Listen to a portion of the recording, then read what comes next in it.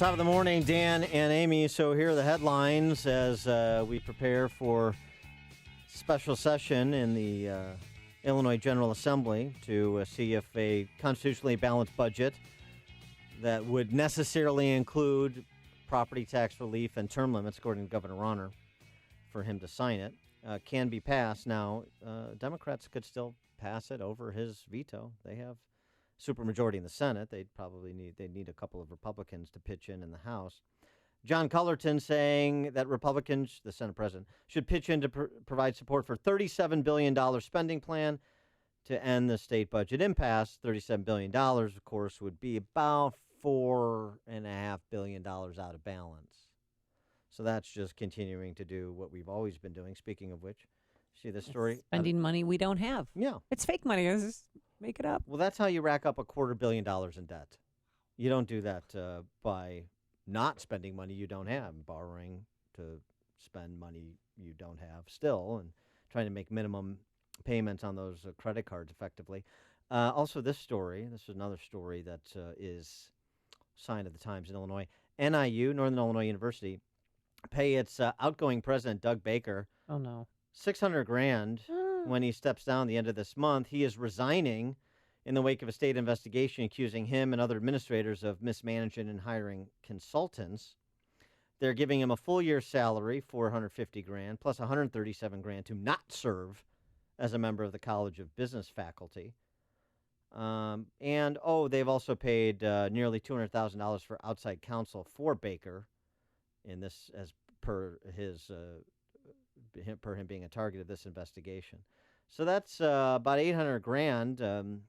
More than $600,000 of which he's going to get is severance, and then, of course, the legal fees covered coming out of taxpayer dollars, while universities are crying poor, having their credit rating downgraded to junk, as NIU is one of those schools, and saying that the state, which already provides twice the national average in per pupil funding, should pay more. So they're paying him $150,000 to not participate on a board. Not to be a member of the College of Business's faculty, not to be a faculty member. Okay. Right. Mm-hmm. Yeah. And you wonder why people aren't on board for a tax increase, even if they could afford more. They're saying, I don't trust you to spend it how you say you're going to spend it, Illinois General Assembly, so count me out. The bumps you feel are asteroids smashing into the hull of this ship. Also, we're flying without a navigational system and can't seem to change course. Miss, are you telling us absolutely everything?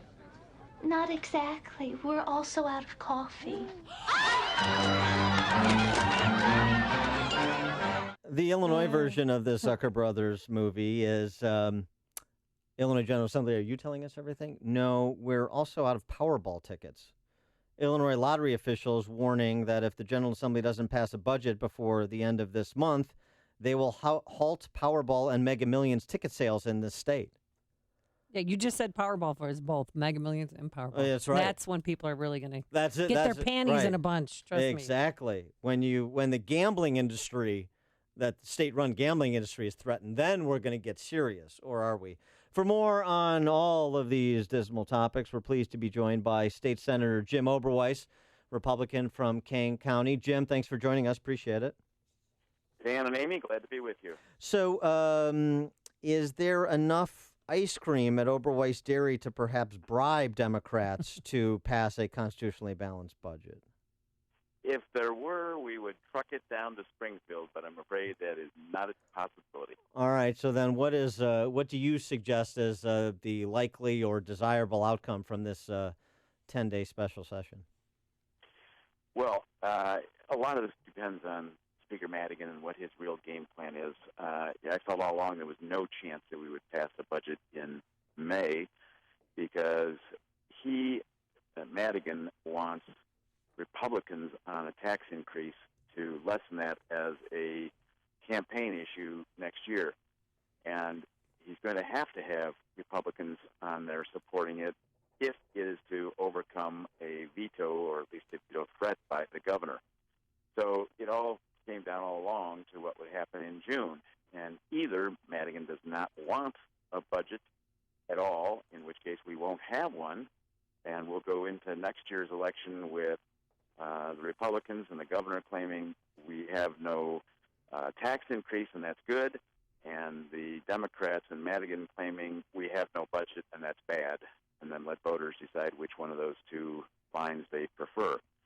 On the other hand, I do think there's about a 50-50 possibility that Madigan wants some type of a budget and will put enough compromise offers out there that the governor will ultimately accept that. And exactly what form that comes in, I don't know. I strongly hope that he holds out for a minimum of property tax reform, or the so-called property tax freeze is not a freeze. Understand, there are exceptions to it. First of all, and secondly, all it says is if you want to increase property taxes, get voter approval. It doesn't mean you can't increase property taxes. Just let the voters vote on it, which I think is absolutely the right thing to do. So I'm certainly supportive of that. I would love to see redistricting reform, and you'd think that that would be supported by both Republicans and Democrats. But Mr. Madigan is strongly opposed to that, and he's strongly opposed to term limits. Yeah, I was going to ask you about term limits, but wouldn't they take effect later on at, during the time that he'd want to retire? Who'd want to retire? Mike Madigan. Mike Madigan's not going to retire. Retire from what? Life? That's the only way he's leaving the General Assembly. Well, the key is going to be, of course, if we can elect another 8 Republican representatives in the next election, he will no longer have a majority, and that will be a game changer. But things are bleak. I mean, it is so frustrating to serve in the Illinois Senate right now, where we're outnumbered almost 2-1, 37-22.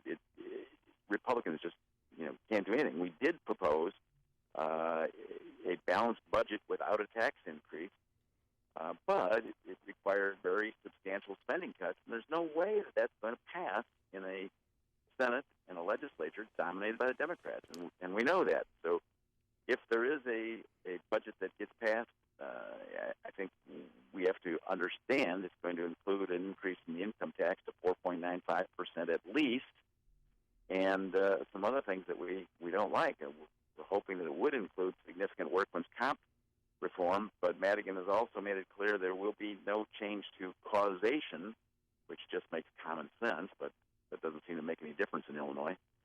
But there are some other proposals along the workman's comp line that would certainly be a positive. Yeah, so John Cullerton, the Senate president, the president of your chamber, has made overtures. He's, been reportedly more constructive than Mike Madigan and so on and so forth. But at the end of the day, even if he disagrees with Mike Madigan, I don't really buy his act. I think he's flacking for Madigan. I don't buy his act until he's willing to publicly criticize Mike Madigan for being obstinate on the issue and for really not being interested in a budget, wanting it to go to November of 2018, as you suggested, and making it a referendum for that campaign. So, I mean... let me just say, we have a little difference of opinion there. Yeah, go ahead. I've gotten to know John Cullerton somewhat, and I do think, while he is very different in his view of what should be done, he's not a big fan of reducing spending. But I tend to think he's a fairly honest individual. I think he really does desperately want a budget compromise. I think he is looking at his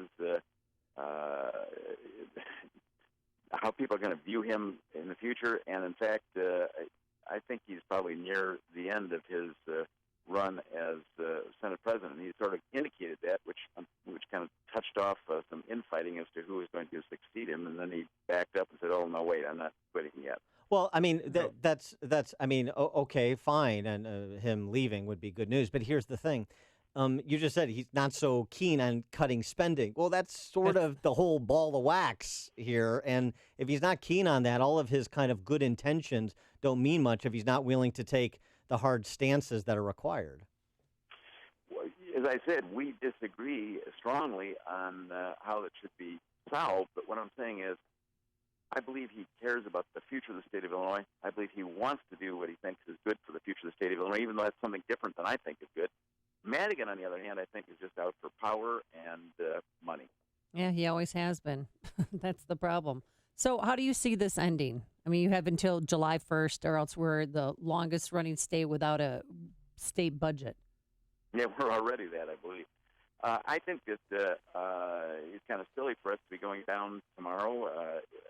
and be back in session on Wednesday. But I'll be there.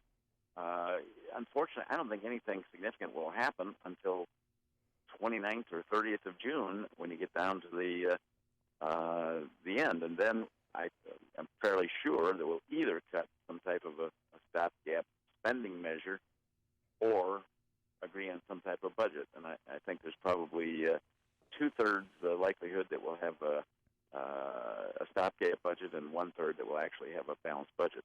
But now by tax increase.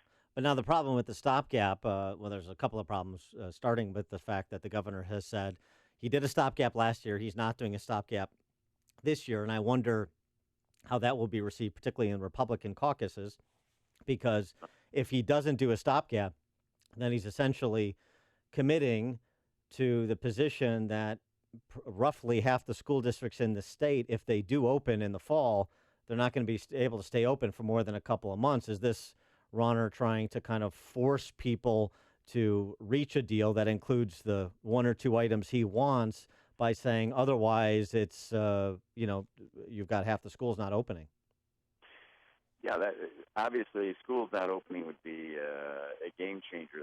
That would force some type of an agreement one way or the other, and I don't know how that would ultimately end up. By the way, let me just mention, I have proposed a tax increase. I propose an increase on the services tax for legal fees. If you think about it, what a great tax increase. It falls on those most able to pay, namely those who are using lawyers. Right. I did it yes. a little bit tongue-in-cheek because I know that Cullerton and Madigan would never even allow or consider something like that, but it'd be a big fundraiser. Yeah. How about proposing to confiscate the wealth of property tax appeals attorneys? That would be popular as well. Exactly. All right. He is State Senator Jim Oberweis. Senator Oberweis, thank you for joining us. Good luck in Springfield this week. Cross your fingers. I got mine crossed, but I'm a little bit pessimistic, I have to admit. Have a great day. All right. Thanks, you too. And he joined us on our turnkey.pro answer line.